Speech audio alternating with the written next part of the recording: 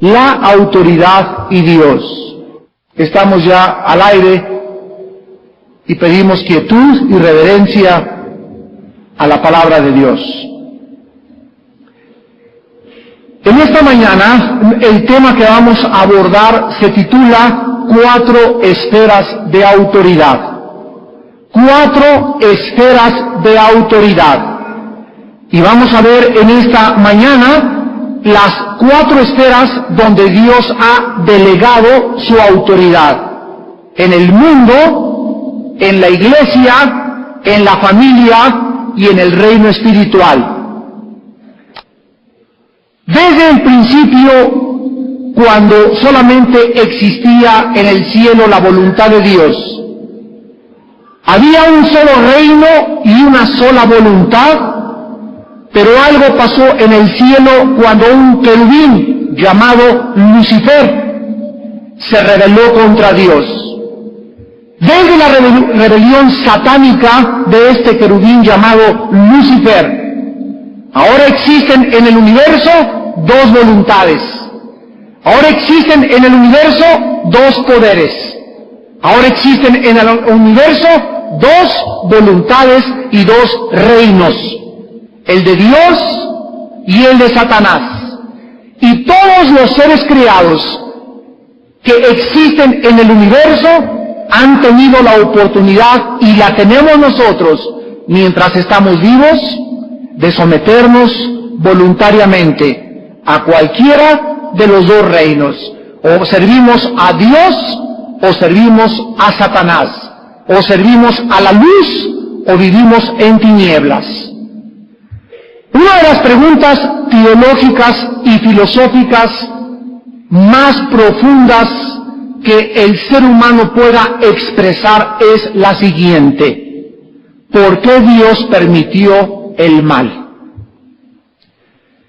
Casi siempre, cuando tenemos debates con personas ateas, sacan inmediatamente a relucir esta incógnita e interrogante: ¿por qué Dios permitió que el diablo existiera? ¿Por qué Dios, si es todopoderoso y soberano, permitió la entrada del mal al universo? Y para esto hay 3 respuestas. Número 1, en primer lugar, Dios no nos ha revelado todos los misterios del universo. Deuteronomio 29:29. Las cosas secretas pertenecen a Dios. Hay cosas en el universo que, aunque nosotros pudiéramos tener una respuesta, nuestra capacidad finita no alcanzaría a comprender las cosas que Dios no nos ha revelado. Número 2. El ser humano tiene 2 alternativas o 2 maneras de responder a esta pregunta. Número 1, o te rebelas contra Dios y te enojas contra Dios porque no entiendes esto, y te conviertes en un rebelde en contra del reino de Dios y acabas autodestruyéndote. O le crees a Dios en su palabra, que su sabiduría es infinita, y aunque no lo entiendas, te sometes a Él y a su voluntad, y esperas que cuando Él venga te explique las cosas que aún no podemos entender, y mientras tanto vives en paz, con tranquilidad y con la seguridad de ir a la vida eterna. Entonces, el ser humano tiene 2 alternativas cuando él no puede comprender las cosas de Dios. Las personas, repito, que si Dios es Dios, ¿por qué no hice esto? Y Él es un tirano en el universo, etcétera, etcétera. Puedes tomar esa actitud. No hay ningún problema. Pero esta actitud te llevará, de acuerdo a la Biblia, a tu autodestrucción. Vivirás siempre enojado, vivirás envenenado, vivirás lleno de amargura y te autodestruirás tarde o temprano. O bajas la cabeza y levantas los ojos al cielo y le dices: Señor, yo no entiendo muchas cosas que existen en el universo, pero una cosa sé, que hace 2000 años moriste por mí en una cruz, que pagaste con tu sangre y que en esa cruz tú me mostraste al sacrificar a tu Hijo que me amas. Y eso me basta ahorita para seguir viviendo, que Dios me ama. Y aunque no entiendo todo su plan, me someto voluntariamente a su autoridad por ese amor que Él tuvo por mí en la cruz del Calvario. Y espero con paciencia y con tranquilidad a que resplandezca la luz de la mañana y salga en mi corazón, y entonces podamos ver cara a cara y podamos entender que si Dios permitió el mal en el universo fue precisamente porque al final de su plan hubiera sido mucho mejor que Él haya permitido la entrada del mal a que nunca hubieran los seres creados haber conocido jamás ni haber tenido la oportunidad de someterse y de poder escoger libremente entre dos caminos, el bien y el mal. El reino de Dios está establecido sobre su autoridad. La Biblia dice que hay un Dios que gobierna el universo y Él como legislador, Él como rey, tiene todas las prerrogativas y tiene todo el derecho de poder decirnos qué cosa debemos hacer. Él tiene el derecho de mandarnos. Él tiene el derecho de invitarnos a que nos sometamos a sus leyes y le obedezcamos.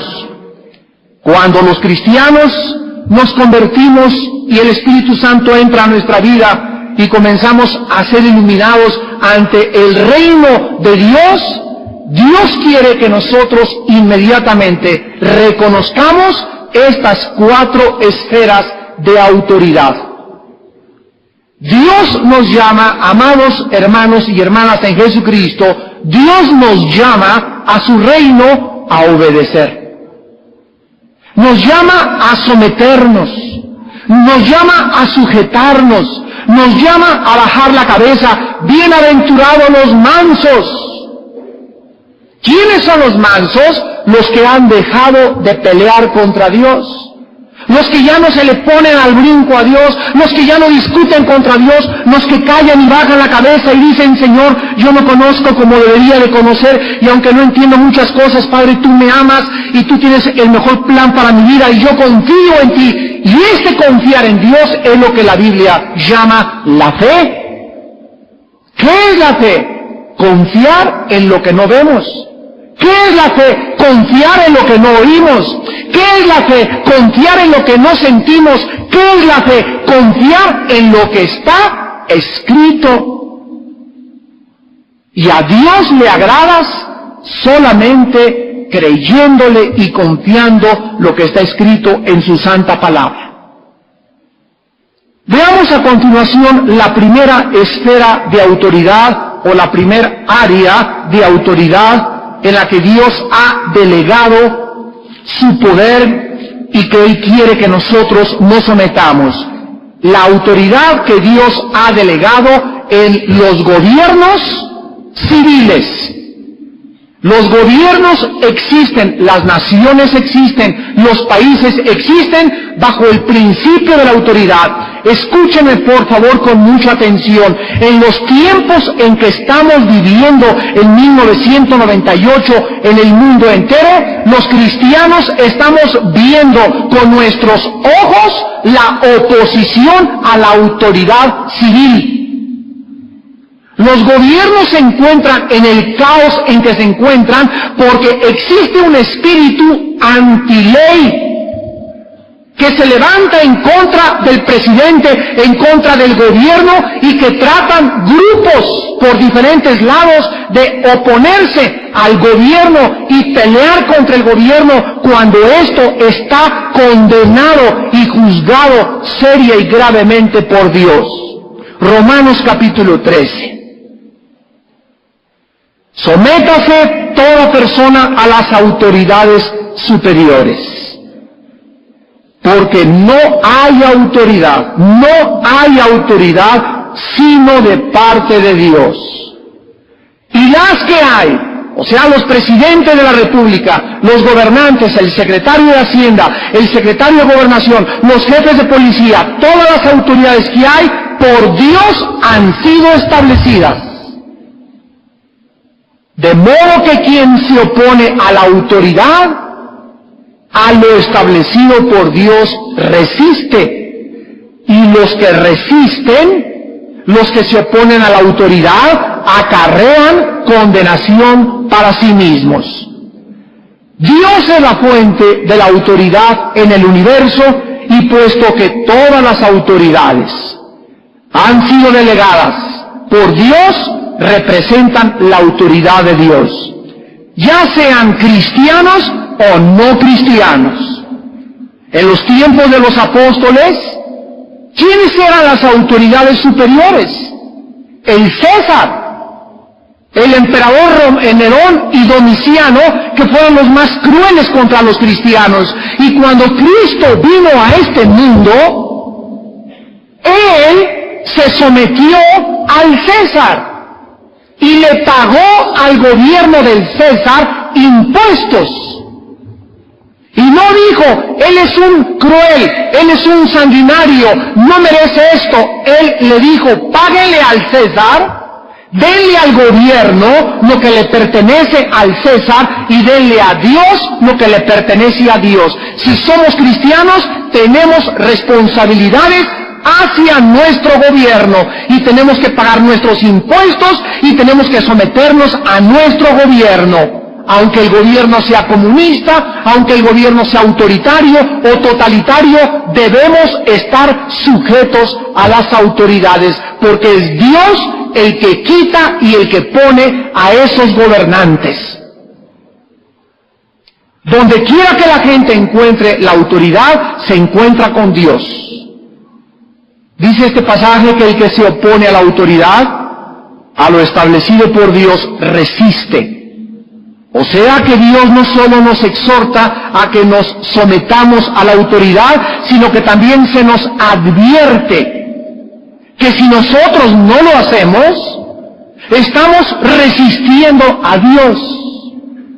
¿Por qué? Porque Dios tiene un plan perfecto a través de los gobernantes en el mundo entero. Miren, por ejemplo, el pueblo de Israel se rebeló contra Dios. Y en el libro de Daniel, capítulo 1, vayamos inmediatamente a este libro tan maravilloso, donde el Espíritu Santo nos revela la profundidad de los caminos de Dios que no alcanzamos a comprender. Dice en Daniel capítulo 1, en el año 3 del reinado de Joacim, rey de Judá. Vino Nabucodonosor, rey de Babilonia, a Jerusalén y la sitió. Aquí nos encontramos ante una invasión. ¿Y a quién están invadiendo? Nada más ni nada menos que al pueblo, a la nación que Dios escogió para que fueran testigos y testimonio de Él a todas las naciones, a la nación de Israel. Y cuando fueron rodeadas, en el año 586 sucedió esto antes de Jesucristo por los ejércitos babilonios, el versículo 2 nos revela que el Señor, o sea, no Nabucodonosor, fue Dios quien entregó al rey Joacim y a los judíos y a todos los utensilios y permitió que los trajeran y se los llevaran a la tierra de Sinar, a la tierra de los caldeos, porque fue la voluntad de Dios que Nabucodonosor fuera su instrumento para castigar a su pueblo.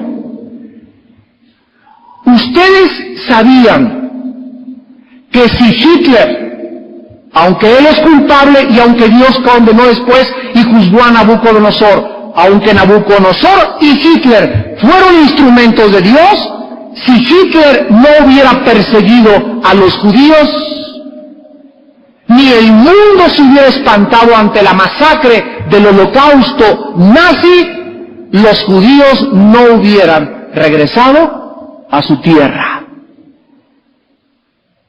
¿Qué fue lo que hizo que los judíos regresaran a su tierra? La persecución de los nazis.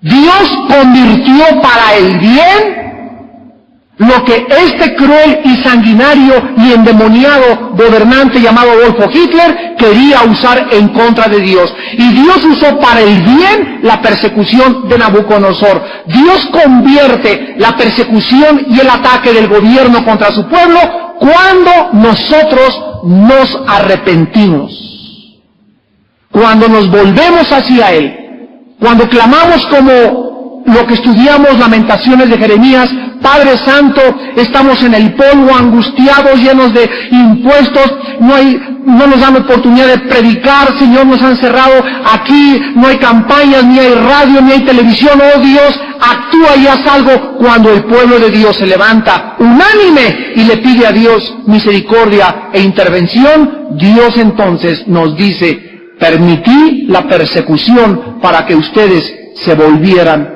a mí. No hay posibilidad de rebelión sin juicio. Cualquiera que se rebele contra cualquier autoridad, y estamos hablando ahorita de las autoridades civiles, vas a acarrear condenación o juicio para tu persona, para tu familia y para tu trabajo. Durante el principio de la creación, vayamos a Génesis capítulo 9. Cuando el pecado entró en el mundo, Dios entonces, desde el principio de la Biblia, y esto es más antiguo que cualquier otro libro de los sumerios o babilónicos o egipcios, Dios, dice la Biblia, le entrega, miren ustedes, el Dios del universo le entrega, le da al hombre el poder de gobernar al hombre bajo el uso de la fuerza. Dios le entrega y le concede la prerrogativa al ser humano para que el ser humano pueda ejercer la pena capital, para que el ser humano pueda usar cárceles, para que el ser humano pueda condenar y juzgar a sus mismos semejantes. Pero este poder Dios se lo da al Estado, nunca a los individuos. Génesis 9, versículo 6, y le dice Dios a Noé: el que derramare sangre de hombre, por el hombre su sangre será derramada, porque a imagen de Dios es hecho el hombre. En otras palabras, si un hombre le quita la vida a otro hombre tiene el derecho de quitarle la vida al criminal. ¿Y cuál es la base de esta prerrogativa? Ahí lo dice en el versículo 6, porque los seres humanos llevamos dentro de nosotros la imagen y la semejanza de Dios. En otras palabras, al Dios establecer la pena capital, nos está dando a entender a los seres humanos, para que expandamos nuestra mente, de que cuando yo le quito la vida a una persona, escuchen con atención, si yo tomo la vida y le quito la vida a una persona, no existe ninguna otra cosa en este mundo que pueda pagar por la vida de esa persona.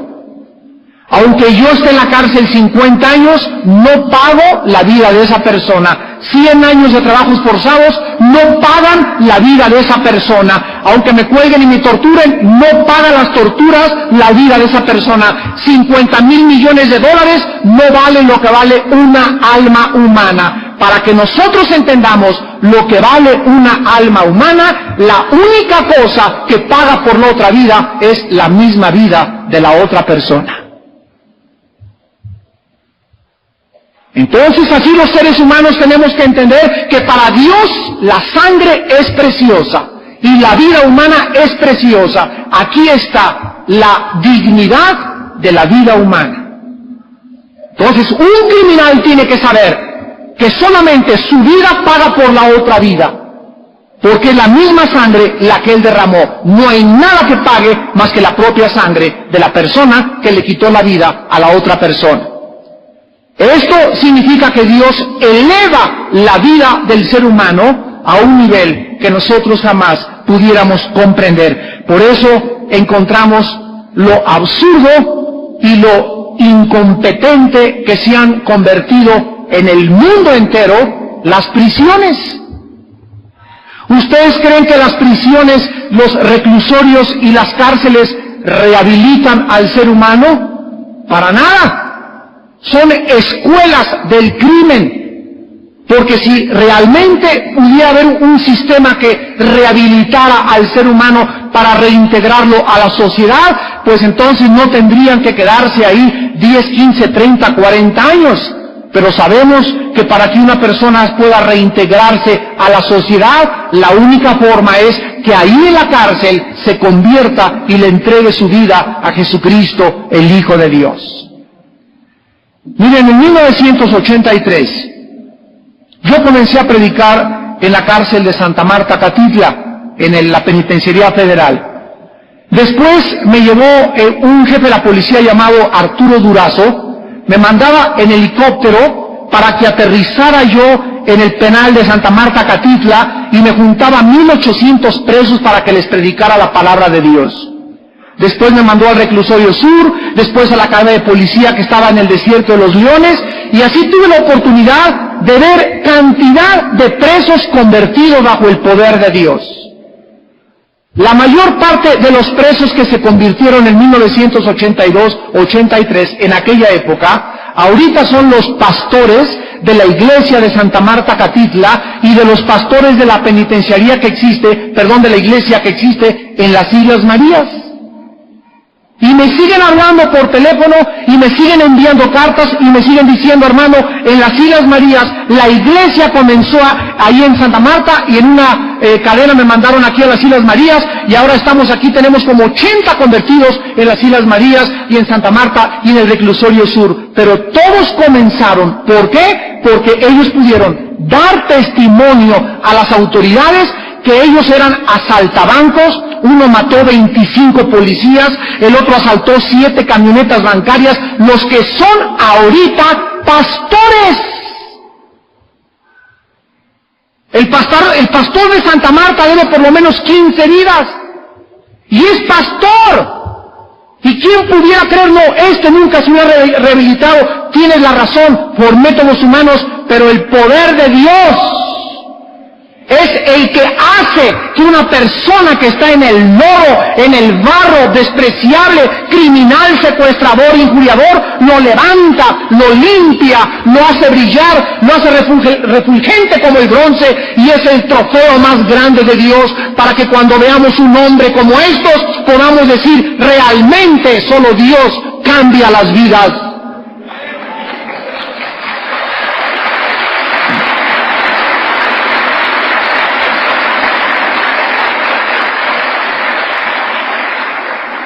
Desde Génesis 9:6, al entregarle Dios al ser humano la prerrogativa de la pena capital y de castigar a sus semejantes, han existido el ejército, la policía, las cárceles. ¿Qué cosa es todo esto? Son medios, instrumentos del gobierno civil. ¿Para qué? Cuando un gobernante sube al trono y se sienta en la silla presidencial, sabe que tiene que gobernar a 10, 20, 30 millones de seres humanos, que en sus corazones existe la maldad, el pecado. Va a tener envidiosos, va a tener enemigos, va a tener avariciosos, se va a rodear de muchas personas que lo único que quieren es la conveniencia de sacar dinero en este periodo de tiempo que él tiene como gobernante. Y este gobernante tiene que saber que el ejército y la policía son medios para poder detener, aplacar la maldad y el pecado humano. Y si el gobernante en su silla presidencial no usa la fuerza, el pueblo le da pinochetazo. Si el gobernante no usa el ejército y no usa la policía, entonces se levanta otro ejército. Y esto no se puede permitir bíblicamente. No puede haber dos cabezas. No puede haber dos ejércitos. No puede haber dos jefes de familia en la casa. No puede haber dos capitanes en el barco. Donde manda capitán, no gobierna marinero. A la veracruzana. Son principios bíblicos. Si en la casa el marido no se pone las botas y no se pone el traje y no hace y efectúa su sacerdocio, la mujer se le trepa. Y lo despeina, y lo desgreña, y lo desbanca, y al ratito ella es la que tiene las riendas del hogar. Si en la iglesia el pastor no ejerce su autoridad, y no impone disciplinas, y no para las rebeliones, comienzan las divisiones en la iglesia, y se levantan dos cabezas en la iglesia, y esto no puede ser bíblicamente, repito. Estos principios tienen que llenar nuestra alma y tenemos que comprenderlos porque es la autoridad que Dios ha establecido en el gobierno. El presidente de la república es la cabeza, es el jefe del ejército y él es el que manda. Él. Y él tiene la autoridad, dada por Dios. Ningún hombre da autoridad más que Dios, de ejercer la fuerza y de castigar y de impedir que se levante otro ejército, que haya rebeldes o que cunda el crimen. Y esto lo tiene que hacer usando el ejército y la policía y con castigos severos, inclusive si es necesario llegar a la pena capital. Pero el mal se necesita detener a tiempo porque el mal crece. El mal crece. Si en el gobierno no se detiene el mal, crece. Si en la iglesia no se detienen a los rebeldes, crece. Si en tu casa no detienes la rebelión de tus hijos, infectan a todos tus hermanos, a tus hijos y a sus hermanas. Y si tu esposa es una rebelde, al ratito te vuelvo a repetir, ella es la que acaba gobernando en tu hogar. En Éxodo 22:28. Después de que Dios le dio los 10 mandamientos a Israel, les dio otras ordenanzas como esta. No injuriarás a los jueces, ni maldecirás al príncipe, o sea, a los líderes de tu pueblo. Este mandamiento demostraba que el pueblo estaba bajo gobernantes, a quien debían respetar. Quien resistía a la autoridad, resistía a Dios. Y aun cuando los gobernantes de las naciones paganas no creían en Dios y estaban dominadas por Satanás, repito, el principio de la autoridad permanecía inconmovible. Pablo nos enseña en Romanos 13, pues, que todas las autoridades, buenas o malas, de alguna forma, aunque nosotros no entendamos, están sirviendo a Dios y debemos estar sujetos a las autoridades locales, a las autoridades nacionales, a las autoridades civiles. El principio básico para concluir la primera esfera de autoridad es de que todas las leyes que Dios nos han dado tienen dos razones de ser. Escúchenlo, gobernantes, escúchenlo, autoridades. Todas las leyes de Dios tienen dos razones de ser: castigar el mal, recompensar el bien. Castigar el mal, recompensar el bien. El gobernante debe a sus hijos en su casa castigarlos y premiarlos cuando son buenos niños, cuando sacan buenas calificaciones y motivarlos a seguir haciendo el bien. El gobierno debe recompensar a sus héroes.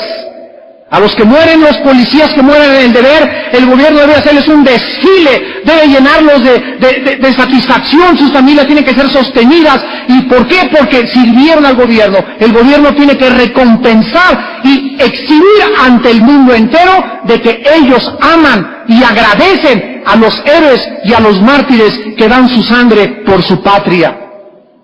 Pero también deben de castigar, porque dice Romanos 13, los magistrados no llevan en vano la espada en sus manos. Cuando surge el anticristo, este orden se revertirá. El bien será perseguido y el mal será exaltado. Vayamos a la segunda esfera de autoridad, que es la familia. En Efesios capítulo 5, versículos 22 al 24, Dios establece en la Biblia el orden de la autoridad en la familia. En la familia tiene que haber orden. Y ahora las familias se están disgregando por la falta de autoridad. ¿De quién? Del varón. Porque dice la Biblia en 1 Corintios 11:3 que el varón es la cabeza de su casa. Nosotros somos la autoridad de nuestra casa. Nuestra esposa es nuestra ayudante. Pero debemos ejercer la autoridad, si no Dios juzga nuestro hogar y juzga nuestra casa con la rebelión de nuestros hijos. Dice en Efesios 5, 22 y 24, las casadas estén sujetas, sométase la mujer a su propio marido como al Señor. O sea, si tu marido no es cristiano, como si fuera cristiano, dice la Biblia, como si tú te estuvieras sometiendo a Cristo. O sea, no veas a tu marido, si es o no cristiano, ve en tu marido la autoridad delegada del cielo por Dios a él como cabeza, siendo o no siendo cristiano, igual que en los gobiernos. No, si el presidente de la República no es cristiano, no me someto. No nos dice eso la Biblia. Entendámoslo. Al presidente nos sometemos, a Castro nos sometemos, a Hitler nos sometemos, claro que mientras no viole la palabra de Dios, pero igual que a los Césares nos sometemos porque están puestos por Dios. Entonces tu marido, sea lo que sea, Dios lo puso como cabeza, sométete a él, como si fuera Cristo. Versículo 23, porque el marido es cabeza de la mujer. ¿Ven ustedes el orden? No hay dos cabezas. No hay dos cabezas. No puede haber dos cabezas. ¿Por qué? Lógica elemental. Si el marido es cabeza y la mujer es cabeza, lo único que producen dos cabezas es confusión en los hijos. El marido dice una cosa, la mujer dice otra cosa. Los hijos se ponen entre la espada y la pared porque no saben a quién someterse. Imagínense que estén peleados los papás, que sean dos cabezas, y que estén peleados, pues el papá va a decir, no vayan a la fiesta, la mamá, sí vayan a la fiesta. El papá, no vayan a esa escuela, la mamá, sí vayan a esa escuela. El papá, no vean ese programa de televisión, la mamá, no, sí lo pueden ver. Eso crearía un caos. Crearía anarquía en tu casa. Y ahí vendría el juicio de Dios. ¿Y sobre quién vendría? La Biblia dice que sobre aquellos que resisten a la autoridad. Si tú has venido a la iglesia y has escuchado que el marido es tu cabeza, tienes que entender que es un principio de autoridad para que tu hogar funcione. Mujer que me escuchas, pero es que usted no conoce a mi marido, mira, sea todo lo que sea, dime que le dicen el monstruo de la Laguna Negra, que tiene las orejas del anticristo, dime lo que quieras de tu marido, sométete como si fuera Cristo a quien te está sometiendo. Mira, si tú obedeces esto y te sometes a tu marido y respetas sus decisiones y entiendes que Él es el que le da dirección a la casa. Si tu marido te dice, nos vamos a Veracruz, tú no le dices, ay, pero aquí está muy bonito México. Usted agarra sus cosas y se va a Veracruz con su esposo. Pero mi mamá la voy a dejar sola. Dejará el hombre a su padre y a su madre y se unirá a su mujer. Y ya dejaste al gato y al perito y a tu cuñado y a tu padrino y a todos, tú tienes que seguir a tu esposo a donde quiera que va. Y si tú no lo haces, estás resistiendo a Dios. Las mujeres cristianas tienen por el amor de Dios que comprender esto, para que les vaya bien, para que Dios bendiga tu matrimonio, para que Dios bendiga a tus hijos. Sométanse a sus maridos, porque esto es el principio que Dios ha establecido. Colosenses capítulo 3. Dice aquí el libro de Colosenses capítulo 3, versículo 18. Casadas, estén sujetas a vuestros maridos como conviene en el Señor. Versículo 19, maridos, amen a vuestras mujeres y no sean ásperos con ellas. El hecho de que seamos cabeza no nos da el derecho. Esto es a los cristianos que entendemos esto. No nos da el derecho de maltratar a nuestra esposa, ni tampoco faltarle el respeto a nuestra esposa, ni menos tratarla como una sirvienta, ni como una criada, porque son coherederas nuestras en el reino de Dios. Dice el versículo 20, hijos, obedezcan a vuestros padres en todo, porque esto agrada al Señor. Versículo 22, siervos, obedezcan en todo a vuestros amos terrenales, no sirviendo al ojo como los que quieren agradar a los hombres, sino con corazón sincero, temiendo a Dios. Dios ha establecido en el seno de la familia su autoridad. El padre es la cabeza, la mujer es la vicepresidenta o la secretaria de gobernación y se somete a el padre. Y los hijos tienen que verlo. Los hijos tienen que ver a su mamá sujeta a su papá. Y cuando los hijos ven a la mamá sujeta al papá y al papá que ama a la mamá, los hijos crecen estables, seguros, confiados, saludables, mental, física y espiritualmente. ¿Saben ustedes que de acuerdo al doctor James Dobson, uno de los más grandes psicólogos cristianos en California, dice en sus estadísticas que el 80% de los homosexuales, el 80% de los homosexuales y de lesbianas provienen de familias donde la mamá manda. ¿Cómo la ven? Donde se revierte el orden de Dios, donde el marido cae y ella se levanta y ella es la juez, ahí viene una maldición. Y uno de los juicios de Dios en muchos hogares es precisamente ese. Ahora, como en este hogar se creó la anarquía y no se respetó el orden de Dios, ahí está el fruto.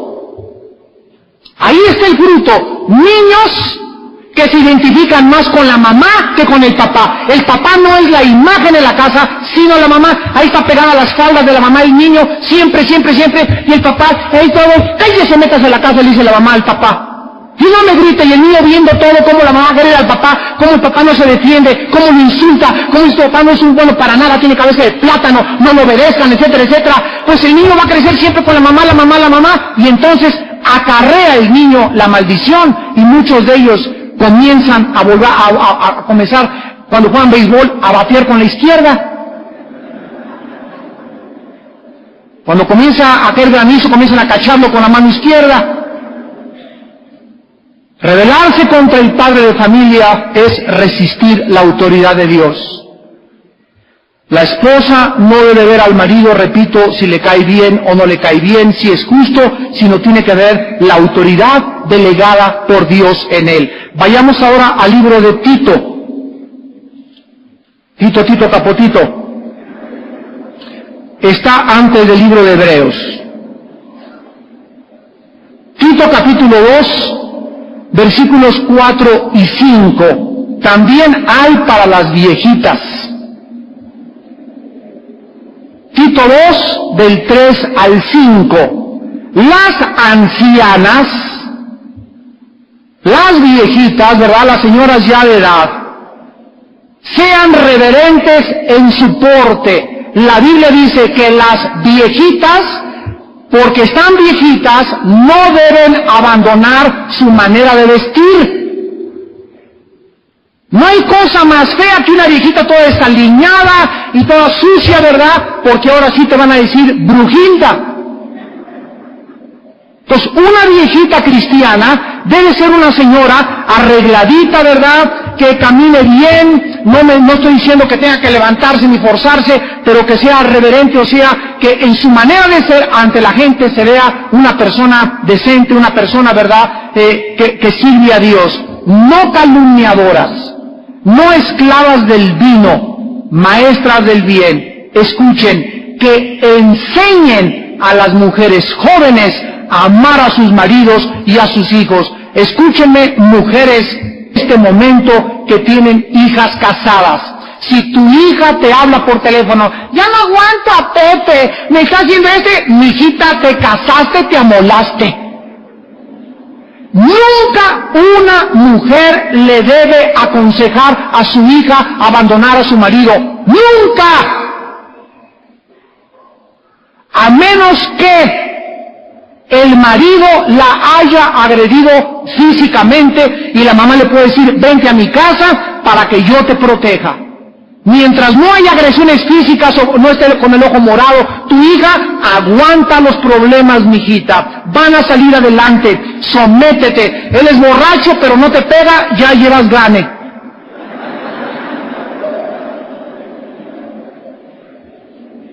Pero aconséjeles, por favor.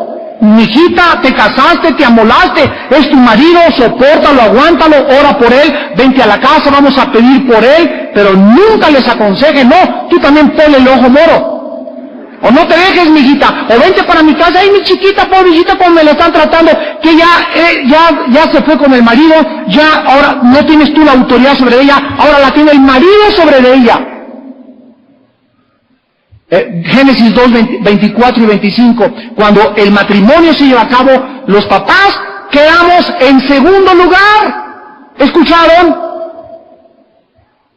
Me caso con mi esposa, ahora mi esposa es primero ante Dios, yo como varón.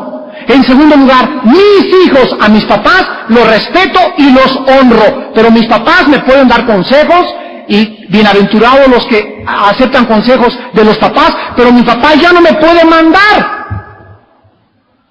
Ya no me puede decir, haz esto o haz aquello, si no te castigo, te hago. Papito, ya me casé, ya dejé el hogar, estoy independiente, te respeto y te honro, pero ahora es mi esposa, y a mi esposa me la respetan en mi familia.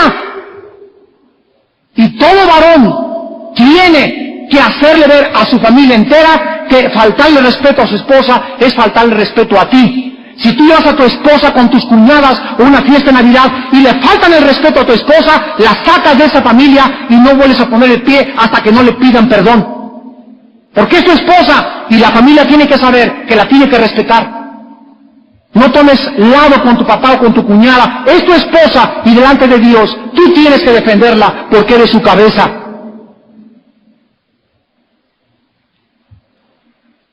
Y dice aquí en Tito 2, versículo 5, enseñes a las mujeres a ser prudentes, castas, cuidadosas de su casa. ¿Cuántas mujeres se vinieron hoy en la mañana aquí al servicio sin haber lavado los trastes?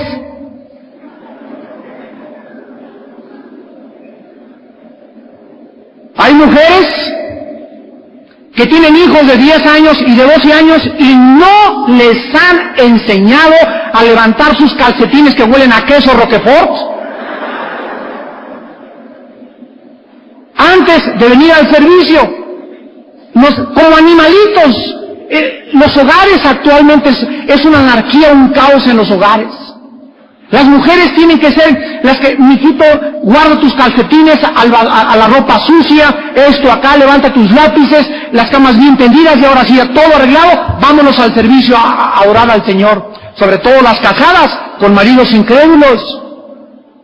¿Cuántas señoras, verdad, son descuidadas en su casa, tienen los trastes 8 o 10 horas, un traste sucio 10 horas en el fregadero, cría ya bacterias y microbios tremendos que comienzan a pulular en el aire e infectan a tus hijos con salmonelosis? ¿Y todo por qué? Porque no tienes la limpieza, el cuidado y la decencia de mantener tu hogar pulcro.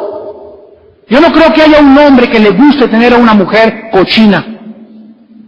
A nadie le gusta tener una mujer, ¿verdad?, que no enseña a sus hijos, que la ropa tirada, los trastes nunca los lava, hay polvo por todos lados. La Biblia dice, las mujeres deben ser cuidadosas de su casa, buenas, sujetas a sus maridos. Escuchen, para que la palabra de Dios no sea blasfemada. En tercer lugar, la tercera esfera de autoridad, la iglesia. En el libro de los Hebreos, capítulo 13, ¿aprendieron algo? Las mujeres no dicen ni pi ahorita. Dice Hebreos capítulo 13, versículo 17. Obedezcan a vos, sujétense a ellos. Ya vimos la esfera del gobierno, ya vimos a quién debemos someternos, en el hogar, a quién. Ahora, aquí en la iglesia es otra esfera.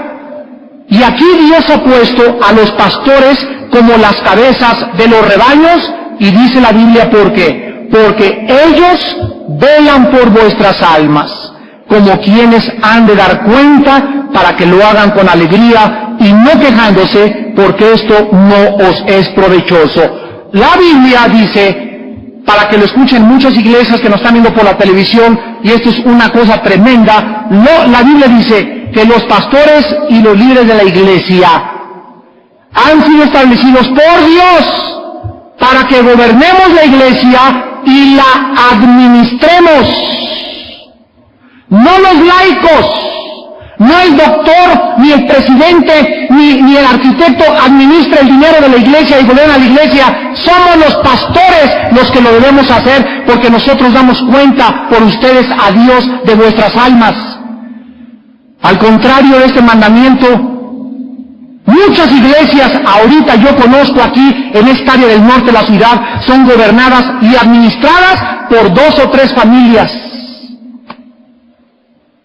Ellos hicieron, la familia Ramírez y la familia Pérez, hicieron la iglesia, le pusieron el techo, y ellos son los que gobiernan la iglesia, contratan a los pastores, les dan un sueldo a los pastores, ellos recogen los diezmos, ellos cuentan los diezmos, y de acuerdo como les guste, aquí está chiquito, y si no te gusta le pagamos a otro pastor. Esto es algo horrible a los ojos de Dios. Se llama el gobierno de los nicolaitas. ¿Qué significa esto? El pueblo gobernando y no los líderes de Dios. Son los líderes los que tienen que gobernar, son los líderes, los pastores los que tienen que administrar el dinero, y al que no le gusta que se vaya a un partido político. Esta es la forma como Dios ha establecido que se gobierna la iglesia. La iglesia no la pueden gobernar las familias, ni tampoco es un gobierno democrático donde votamos que quiten a este. Oye, pues si no estás en el PRD,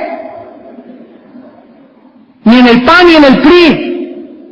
Dios ha establecido en su palabra que los pastores dirijan, alimenten, administren, y que las ovejas estén sujetas a ellos. Y si hay alguna ovejita que no le gusta cómo usa la vara el pastor, si hay alguna ovejita que no le gusta cómo se lleva el gobierno de la iglesia, si hay alguna ovejita que algo le parece mal de la iglesia, ¿por qué sigue en esa iglesia? Vete a otra iglesia donde encuentres a el príncipe valiente. No vas a encontrar ninguna iglesia perfecta. Ya andan en iglesia y en iglesia brincando de una por acá y por allá, bautistas, presbiterianos, metodistas, vida nueva, amistad cristiana, y así andan. En 2 años han recorrido 10 iglesias. ¿Y qué están buscando? Algo que les agrade a ellos. No quieren sujetarse a sus pastores. Y finalmente, la cuarta esfera de autoridad en el mundo espiritual. En la segunda carta de Pedro, capítulo 2, Dice el versículo 10 y 11, y mayormente aquellos que siguen la carne andan en concupiscencia e inmundicia y desprecian el señorío. Atrevidos y contumaces, no temen decir mal de las potestades superiores.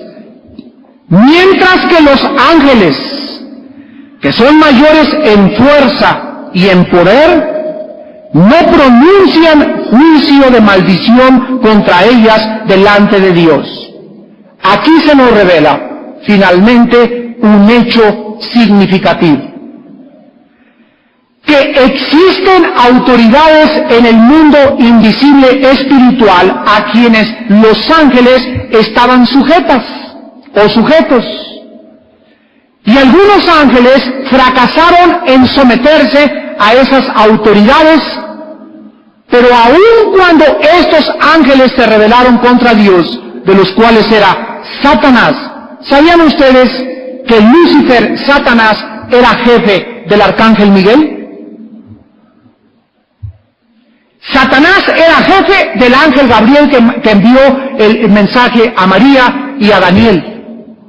Lucifer era el jefe de todos los arcángeles y ángeles de Dios antes de su caída. Y una vez que Lucifer cayó,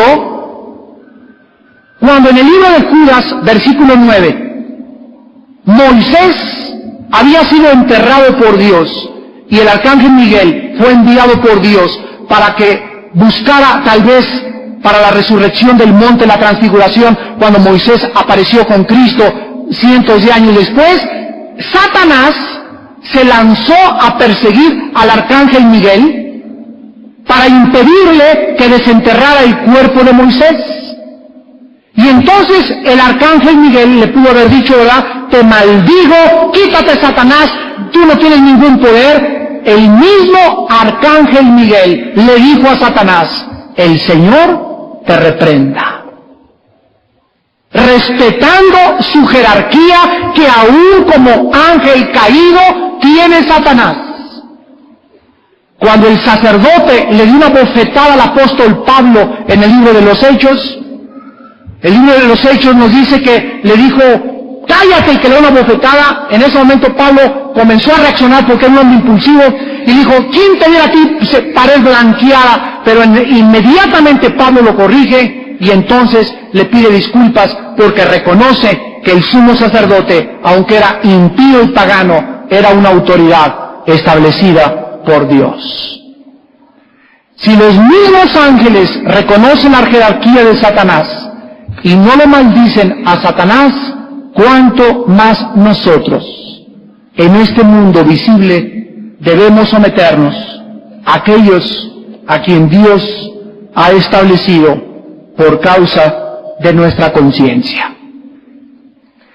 Si ustedes cristianos no comprenden y no se someten, si ustedes hijos no se obedecen y se sujetan a sus padres, si ustedes que trabajan en el gobierno no se someten a los gobernantes, si nosotros que pagamos impuestos evadimos impuestos, estamos acarreando el juicio contra nuestra propia vida, contra nuestra familia, contra nuestros intereses, porque estamos resistiendo la autoridad de Dios. Nunca ninguno de ustedes se atreva a juzgar o a condenar o a proferir maldición o a criticar al gobierno de la República Mexicana de nuestros Estados Unidos, ni de tampoco del país a donde ustedes vayan.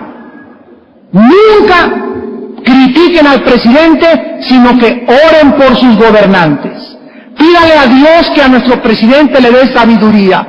Paguen sus impuestos, sométete al patrullero que se pasó el alto. Mi jefe, aquí me cuadro ante usted es la autoridad. Usted dice que me pasé el alto, yo digo que no. No puedo discutir contra usted. ¿Cómo quiere que le hagamos? Deme el ticket y hágame la multa. Pero yo no me le pongo al brinco a la policía. Aquí abajo en el estacionamiento del centro cívico hay hermanos con un gafete que dice seguridad, que están cuidando tu coche. Cuando él te diga no te estaciones ahí, estacionate ahí, te cuadras porque esa autoridad, pero ese mamarracho, ¿quién lo puso? ¡Dios! ¡Dios! Algún estacionamiento, el que te va a limpiar el carro y está acomodando los carros con su silbatito y con su cachuchita y no trae placa ni nada, pero es autoridad ahí y está viviendo de eso. ¡Sométete! Sométete, orgulloso y soberbio, ser humano, que no quieres más que mandar tú mismo. Y esta humildad es lo que Dios recompensa, porque si no hay obediencia a la autoridad, el mundo se precipita a su propia autodestrucción. Inclinemos la cabeza. En esta mañana es tiempo de pedir perdón a Dios por nuestra rebelión, por nuestro orgullo, porque no queremos someternos tan fácilmente a las autoridades establecidas por Él en las Sagradas Escrituras. En esta mañana pídele perdón a Dios con todo tu corazón de que eres un rebelde al gobierno mexicano. Si tú has hablado mal del gobierno, si tú has enjuiciado al gobierno, no importa de qué partido sean, ellos han sido puestos por Dios. No importa qué filosofía o inclinación tengan, ellos han sido puestos por Dios. Y tú y yo necesitamos orar por ellos para que Dios intervenga. Y si ellos no son justos, Dios y no nosotros los pueda cambiar. Pídele perdón a Dios porque en tu casa, mujer que me escuchas, tienes un corazón tan rebelde que no has querido someterte a tu esposo. Tú tienes que crucificar tu orgullo, tienes que ser humilde como aquel que dio su vida por ti en una cruz, que no estimó el ser igual a Dios como cosa que aferrarse, sino que se despojó de todos sus privilegios y prerrogativas y tomó la forma de un siervo, y estando en la condición de hombre, se humilló a sí mismo, haciéndose obediente hasta la muerte y muerte de cruz. Y ejemplo nos ha dejado para que sigamos sus pisadas, porque Dios le da gracia a los humildes, a los que se someten, a los que bajan la cabeza, pero Dios resiste a los soberbios. Y los soberbios y los rebeldes están atrayendo sobre sus vidas el juicio de un Dios que es responsable de la autoridad. Maridos y varones que me escuchan, arrepiéntete en esta mañana de no ser la cabeza de tu casa, de no ser el líder en tu casa, de no ser el sacerdote de tu casa. Arrepiéntete. Pídele perdón a Dios y dile que te dé el poder, la sabiduría y el amor para amar, sostener y dirigir tu familia. Porque es tu barco, tu hogar, tus hijos son tus marineros y tu esposa es tu ayudante, que te anima y te impulsa y te ayuda con tus hijos, porque ven en ti el capitán. Hijos, arrepiéntanse de ser rebeldes contra vuestros padres, de hacer lo que te da la gana y no lo que tus padres te dicen. Aunque tus padres sean injustos, Dios quiere que te humilles ante las injusticias para que recibas su gracia y su poder. Padre bendito que estás en el cielo, te damos gracias, porque la autoridad ha sido establecida por ti, por causa del pecado, por causa que el universo está infectado por otra voluntad rebelde, que se llama Lucifer y Satanás, y que nos quiere apartar de ti, sin saber que al hacerlo nos sujetamos y nos sometemos a Él, que nos quiere destruir, porque Él vino para matar, robar y destruir. Pero si nos sometemos a ti, Señor, tendremos vida, y vida en abundancia. Tendremos tranquilidad, tendremos paz, tendremos satisfacción, y nuestro hogar prosperará y será bendecido, porque en Él es Jesucristo, nuestro Rey. Gracias, Padre Santo, por los principios que nos das en la Biblia para saber cómo vivir una vida justa y piadosa hasta la venida de Cristo, nuestro Señor. Amén.